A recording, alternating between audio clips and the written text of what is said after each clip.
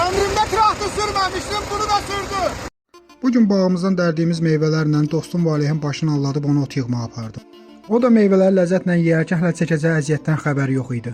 Velosipedlərə oturub elə gəldik kənddə mal provkasına düşdük. Sonra kəndimizin uşaqlarını gördük. Kəndimizin uşaqları kürdəmli isti problemi suda həll etməyə çalışırdı. Yeri gəlmiş onu da deyim ki, mən də bu arxlarda uşaq vaxtı çox çinmişəm. Sonra velosipedləri burada parkovkaya eləyib traktorun gəlməyini gözlədik.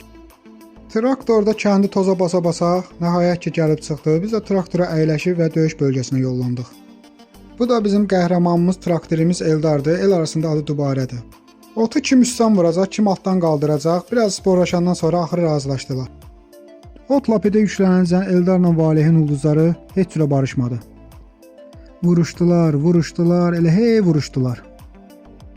Ümumiyyətlə bir sözlə deyim ki, lapedi otla yükləmək, preslərlə yükləmək heç də asan məsələ deyil. Biraz güc, biraz da səbir tələb eləyir. Həm də ki bu kürdəminin istisi, tozlu havası bir qədər də o işi çətinləşdirir.